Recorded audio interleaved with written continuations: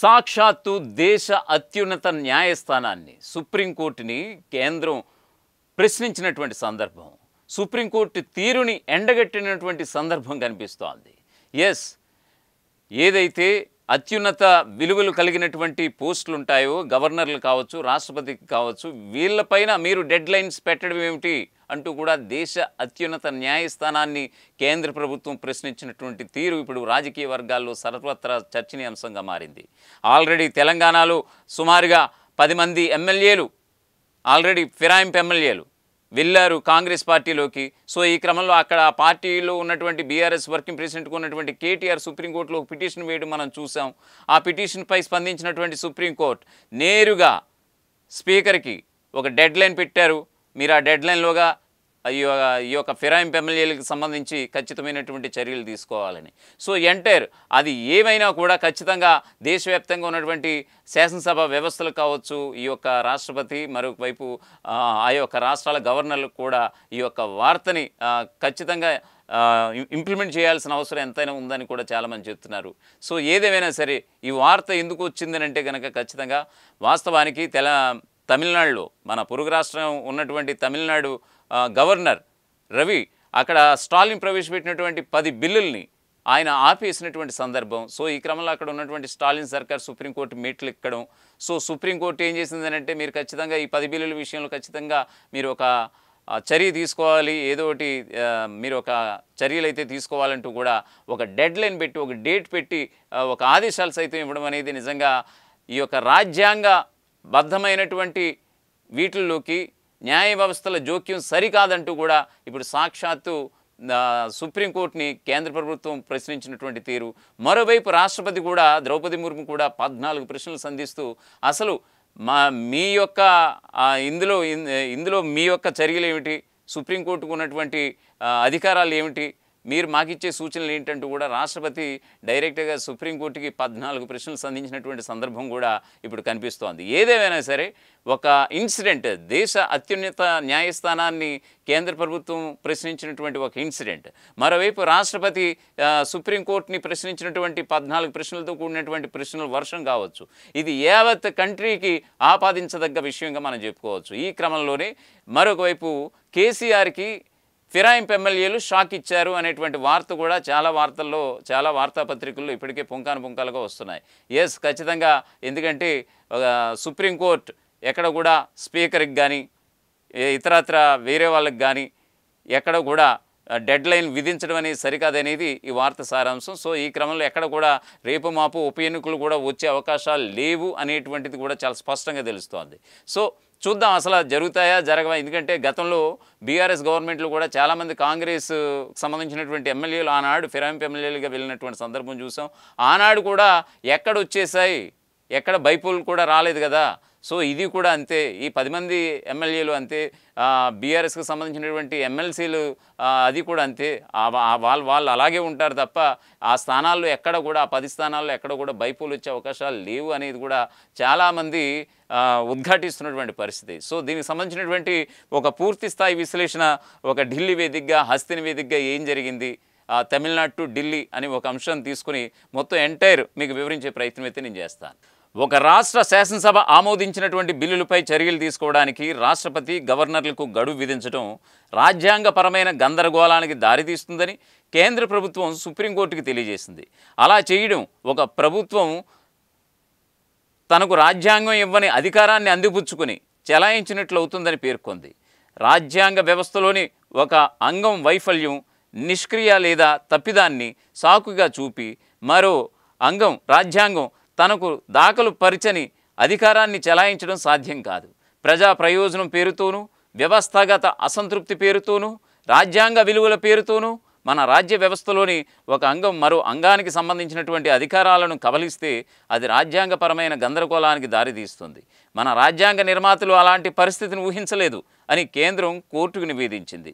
శాసనసభ నివేదించిన బిల్లుల్ని గవర్నర్ తొక్కిపెడుతున్నారంటూ తమిళనాడు ప్రభుత్వం దాఖలు చేసినటువంటి ఒక పిల్కి స్పందనగా దేశ అత్యున్నత న్యాయస్థానం గవర్నర్లకు, రాష్ట్రపతికి గడువు విధించడం రాజ్యాంగం ఏర్పాటు చేసినటువంటి సమతుల్యతకు, చట్ట పాలనకు విఘాతం కలిగిస్తుందని సొలిసిటర్ జనరల్ తుషార్ మెహతా కేంద్రం తరపున కోర్టుకు విన్నవించుకున్నారు. ఒక వ్యవస్థలో లోపాలు ఏవైనా ఉన్నట్లుగా భావిస్తే రాజ్యాంగం అనుమతించిన యంత్రాంగం సాయంతో వాటిని పరిష్కరించాలి. ఎన్నికైన ప్రజాప్రతినిధుల జవాబుదారీతనం, కార్యనిర్వాహక వర్గ బాధ్యతల నిర్వహణ, పై స్థాయి వ్యవస్థకు సమస్యల నివేదన, ప్రజాస్వామ్య విభాగాల మధ్య సంప్రదింపులు వంటివి సమస్యల పరిష్కారానికి ఉపయోగపడగల యంత్రాంగాలు అని సొలిసిటర్ జనరల్ పేర్కొన్నారు. రాజ్యాంగంలోని 142వ అధికరణం తమ ముందున్న అంశానికి సంబంధించి పరిపూర్ణ న్యాయం అందించేందుకు కోర్టుకు అధికారం ఇస్తోంది. అయితే అధికరణం సమ్మతిని సృష్టించే అధికారాన్ని కోర్టుకు ఇవ్వడం లేదు. కోర్టులు సమ్మతిని సృష్టిస్తే అది రాజ్యాంగ, శాసన వ్యవస్థలను తల్లకిందులు చేసినట్లవుతుందని కేంద్ర ప్రభుత్వం తరపున సమర్పించినటువంటి నివేదనలు సొలిసిటర్ జనరల్ తుషార్ మెహతా పేర్కొన్నారు. రాష్ట్రపతి, గవర్నర్లు రాజకీయంగా అత్యున్నత స్థాయిని కలిగి ఉన్నారు. ప్రజాస్వామ్య పరిపాలనలో అత్యున్నత విలువలకు వారు ప్రతినిధులు.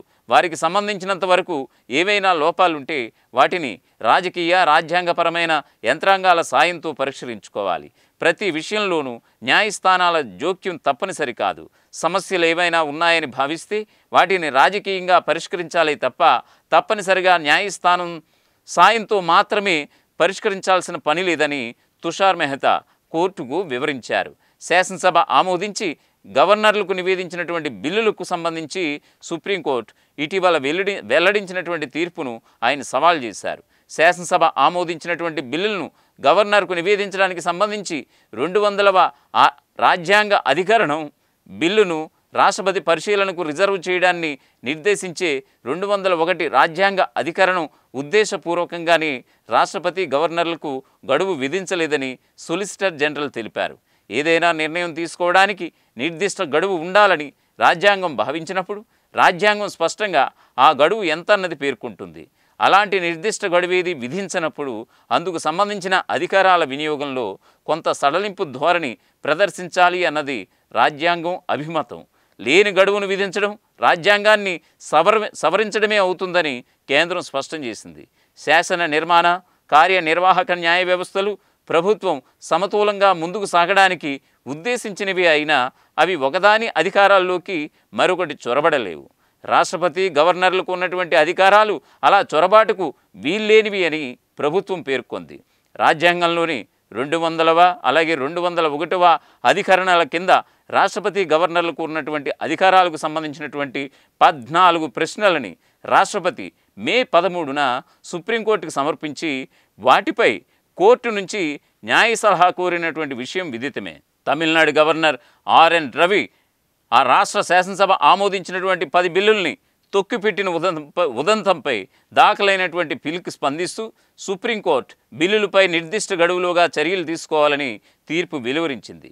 గవర్నర్లకు, రాష్ట్రపతికి కోర్టు గడువు విధించవచ్చా అన్న అంశంపై రాష్ట్రపతి అత్యున్నత న్యాయస్థానం అభిప్రాయాన్ని కోరుతూ 14 ప్రశ్నలను నివేదించారు. ఇక తెలంగాణ విషయానికి వస్తే గనక ఎమ్మెల్యేల ఫిరాయింపుల విషయమై సుప్రీంకోర్టు తీర్పు ప్రతి తనకింకా చేరలేదని అసెంబ్లీ స్పీకర్ ప్రసాద్ కుమార్ చెప్పుకొచ్చారు. వికారాబాద్ జిల్లా పెద్దెముల్ తండాలో శుక్రవారం జరిగినటువంటి ఒక ఆధ్యాత్మిక కార్యక్రమంలో పాల్గొన్న తర్వాత ఆయన మీడియాతో చిట్చాట్ చేశారు.